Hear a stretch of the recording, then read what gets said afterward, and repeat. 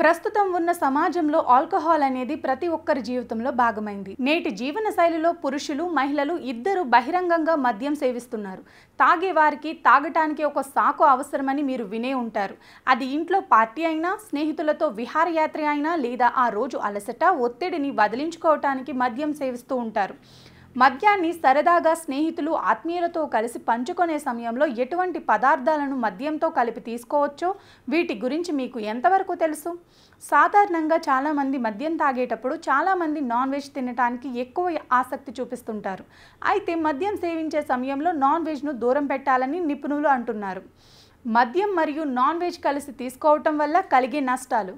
మద్యం మరియు non veg రెండు జీర్ణ వ్యవస్థపై భారం పెడతాయి. ఇది జీర్ణ సమస్యలు, అజీర్ణం, గ్యాస్ మరియు అతిసారం వంటి సమస్యలకు దారితీస్తుంది. మద్యం కాలేయానికి హాని కలిగిస్తుంది. నాన్ వెజ్ ప్రోటీన్ను జీర్ణించుకోవటానికి కాలేయం అదనపు పని చేయవలసి ఉంటుంది. ఇది కాలేయంపై ఒత్తిడిని పెంచి కాలేయ వ్యాధుల ప్రమాదాన్ని పెంచుతుంది. మద్యం మరియు ఎక్కువ కొవ్వు గల నాన్ వెజ్ ఆహారాలు కలిసి హృదయ ఆరోగ్యాన్ని ప్రభావితం చేస్తాయి. ఇది కొలెస్ట్రాల్ స్థాయిలను పెంచి, రక్తపోటును పెంచి, గుండె జబ్బులు వచ్చే ప్రమాదాన్ని పెంచుతుంది. మరిన్ని వీడియోలు చూడటం కోసం మానంద హెల్త్ని సబ్స్క్రైబ్ చేసుకోండి. ఈ వీడియోని మీ ఫ్రెండ్స్ అండ్ ఫ్యామిలీ మెంబర్స్కి తప్పకుండా షేర్ చేయండి.